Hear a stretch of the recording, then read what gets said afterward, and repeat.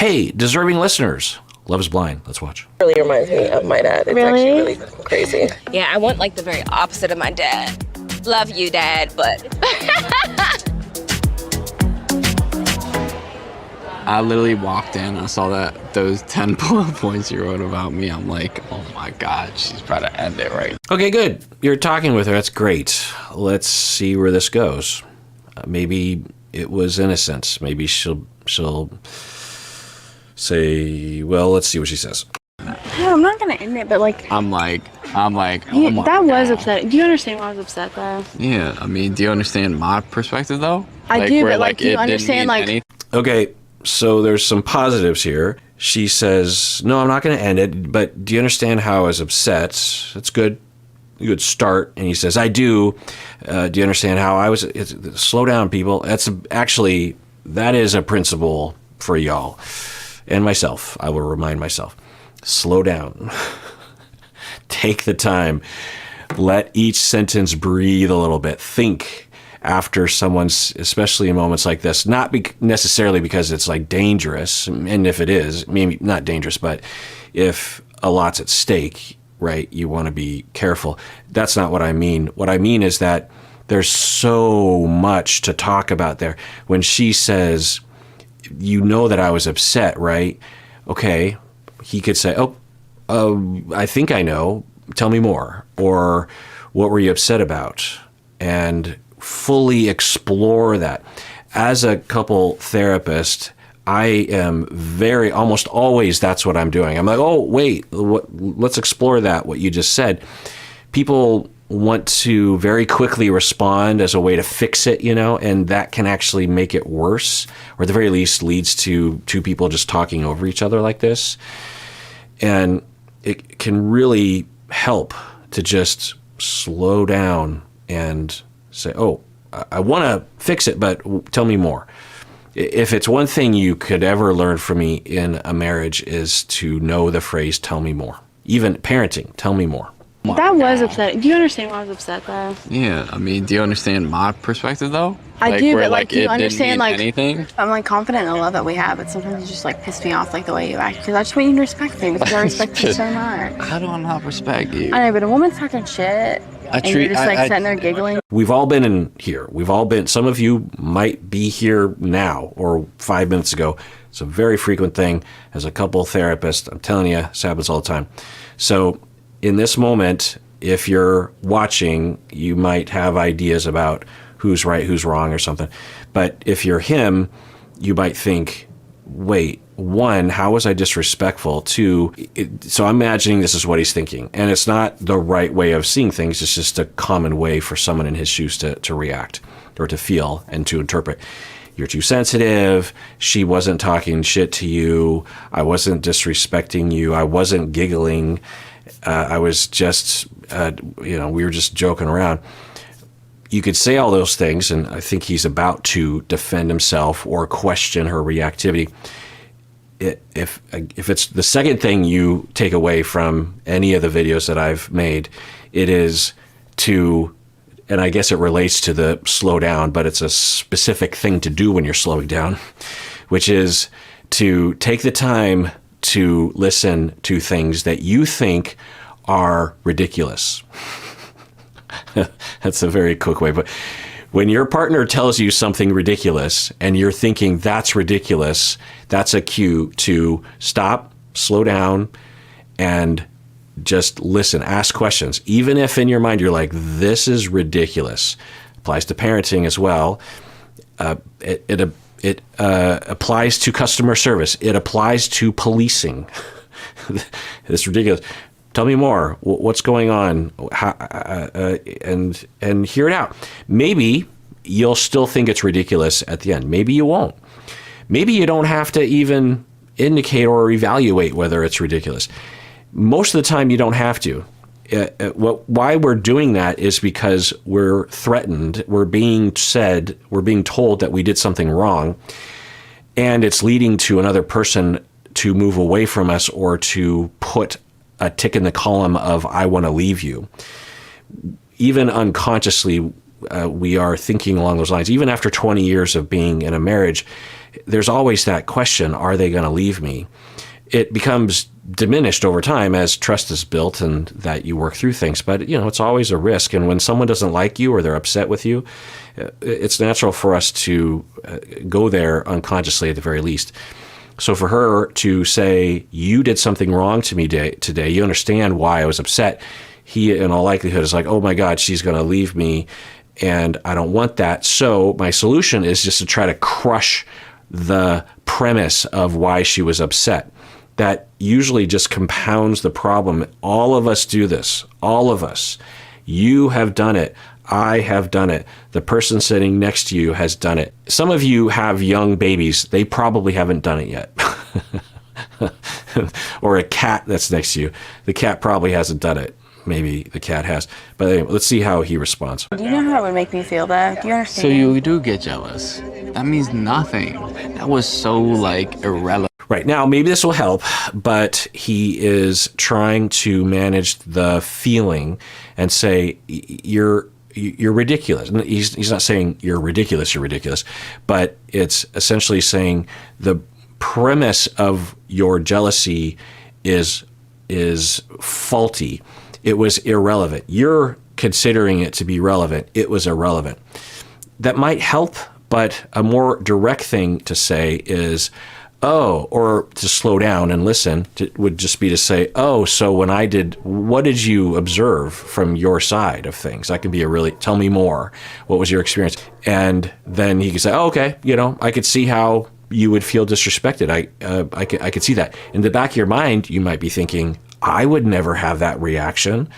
But they're having that reaction, and one of the best ways I can fix this problem so that we don't have to ever talk about it again is to say, I see where you're coming from, and I will think about that when the next time something like this comes up, and thank you for telling me. You don't have to agree with it. You can think it's 100% ridiculous, and if you want it to go away and you want to build trust, if he wants her to not be jealous the next time this happens, having a stronger relationship of understanding and a stronger bond will likely result in her not being jealous or as jealous in the future, right? Or maybe she would feel disrespected or jealous.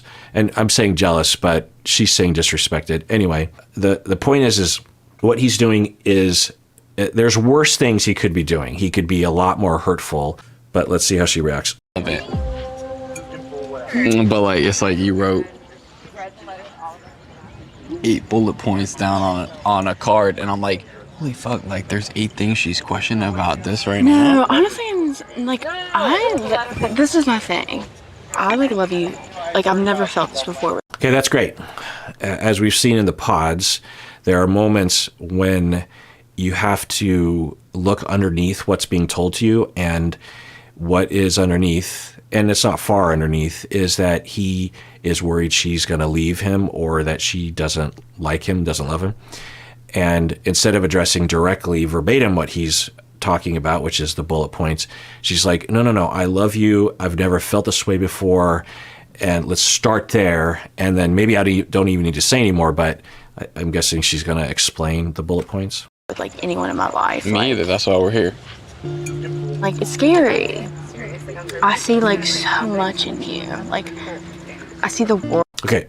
What I think she meant, a little snippet there about the bullet points, is that it's scary, and so and they can't talk with anybody.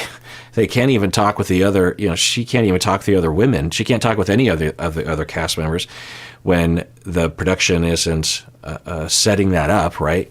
So if she's having some questions about him, she has to just think in her head. Also, I think they can talk to production, right? But, that's not your best friend. So she's jotting things down. People do that.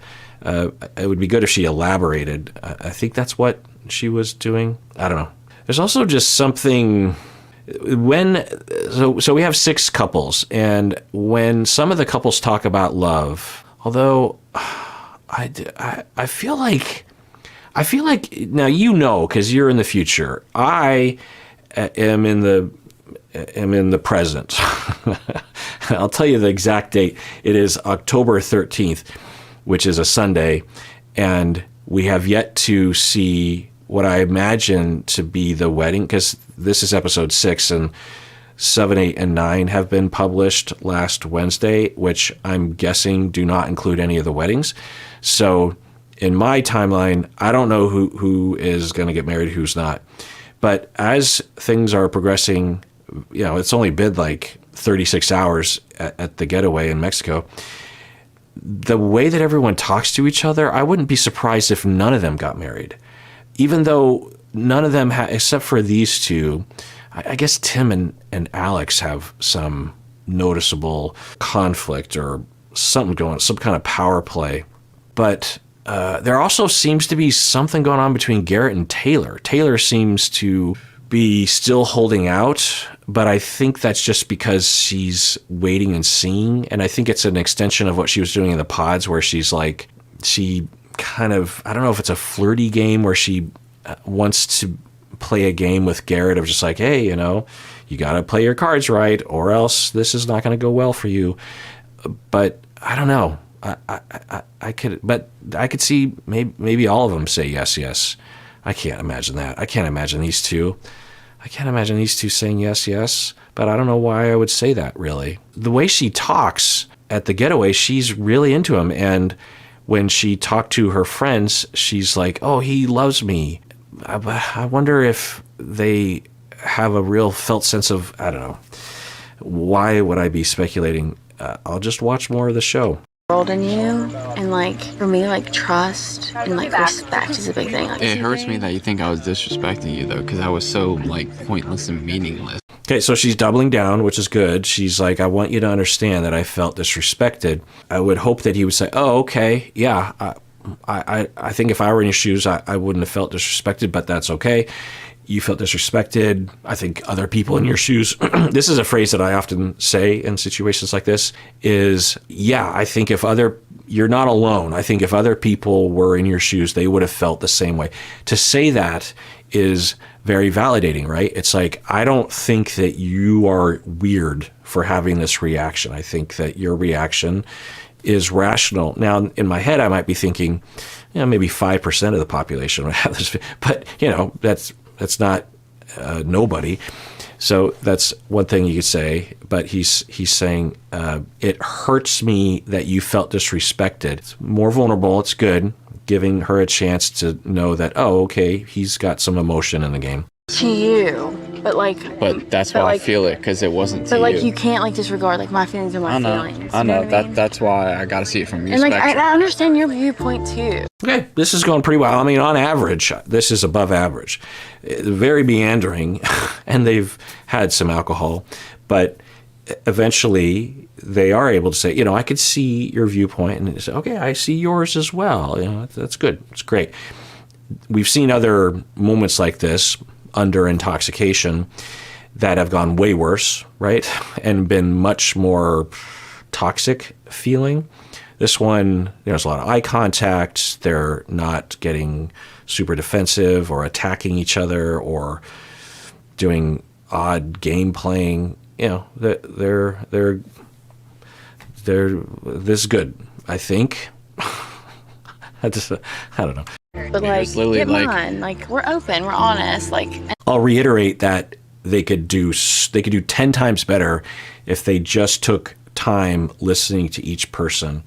If he said, tell me why you felt disrespected, and fully hear that, what was it about it? And, oh, okay, yeah, I could see how that would make you feel that way. And for her to say, hey, tell me when you saw that list, what happened? He would fully describe it.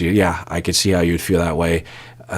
That's, I'm not, but she did, but she could really double down on it and say, when I was writing that out, I wasn't thinking that the answers to all those questions were in the negative and I was about to walk out the door. That's not where I was coming from. I don't know if that's true. She was basically indicating that indirectly. And that's what I love about us. I feel again, you're my comfort blanket. I can be me around you. I fucking love you so much. You're my comfort blanket. I can be mean around you. I could be mean. I'm not a fan of that, unless she means that she can let her guard down and be honest, which might be a little conflictual at times. Hopefully that's what she means. Not literally, I can be mean to you because you're comforting to me.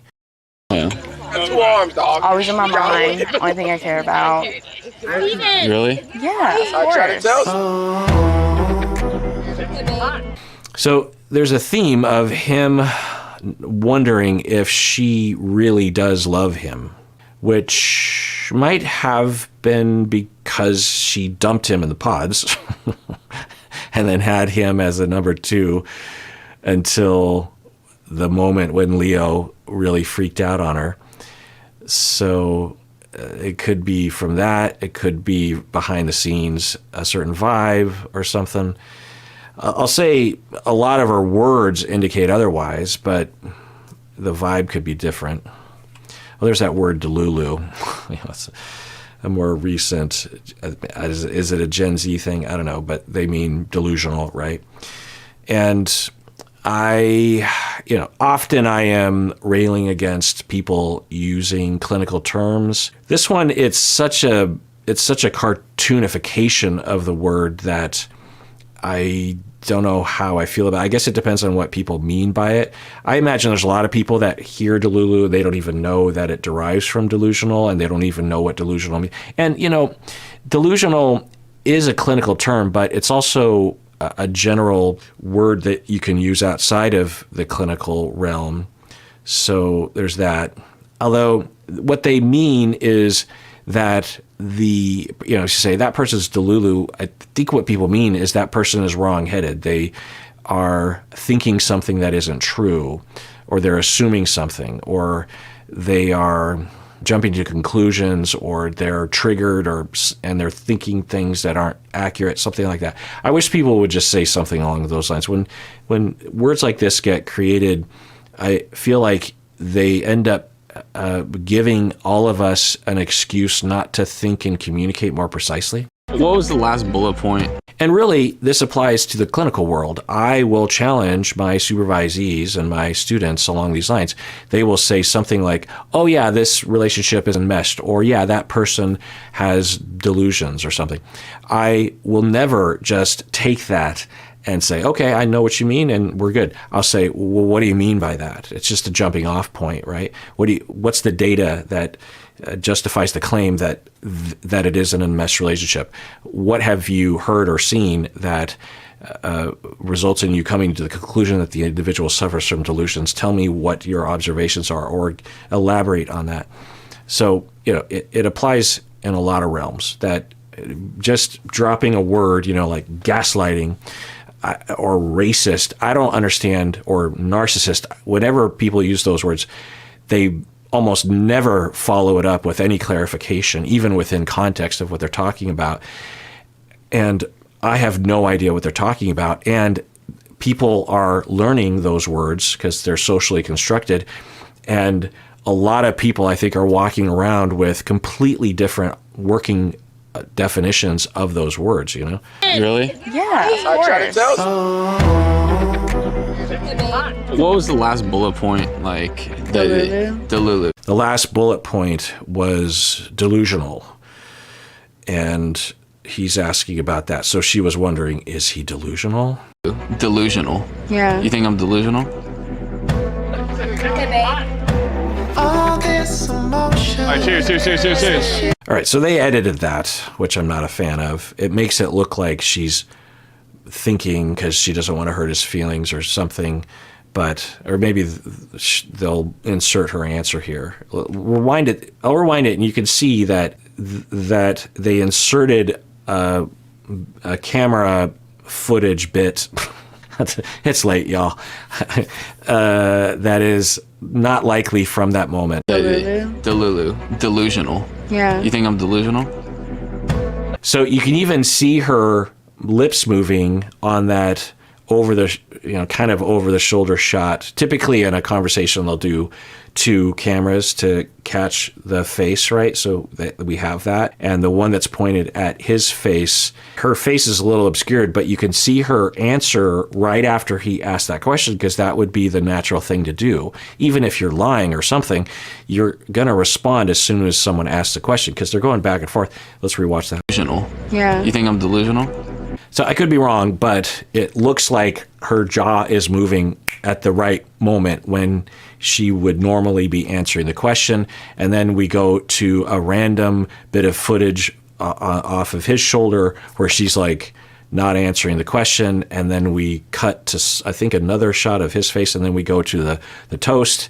And I think the edit is supposed to tell us that she is ignoring the question out of being a jerk face. Now, sometimes they're editing it in a way to condense the story in an accurate way, but they have to use different methods of shortening the story that is, I guess, deceptive, but it is getting at the truth. So deceptive editing or shenanigans in the edit doesn't necessarily mean that it's telling us the wrong story, but it just raises a question. All this emotion. All right, cheers. Shivers down my spine. Yeah, and then I think they even went to a shot of her face, and she's kind of staring out into the distance, and I think he's saying something in that moment. So I think that footage was from a completely different point in the conversation. And then we cut to the toast, which kind of breaks, because that gives them the excuse that they don't have to show them quietly walking away from each other, because they probably talked a bit more anyway. And then we see the two of them meandering through the party, and there's the intense music playing. So I don't know. There's just a huge question mark there. We don't know if we follow what had already been said. She probably said something like, well, yeah, I was wondering if you were just kind of crazy, but I love you. That was essentially what she was saying. That was the point of what she was saying earlier, was just like, no, I love you. I'm into you. Whether or not you believe her or not, I guess is another thing, but I'm guessing she said something along those lines.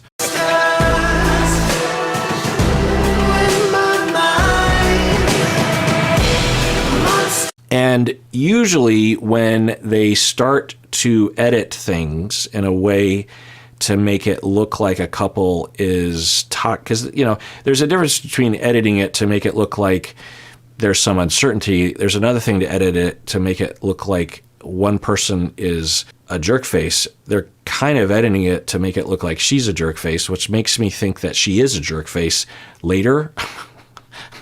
And they're just setting us up for that, like they're priming the pump on that or something. I don't know.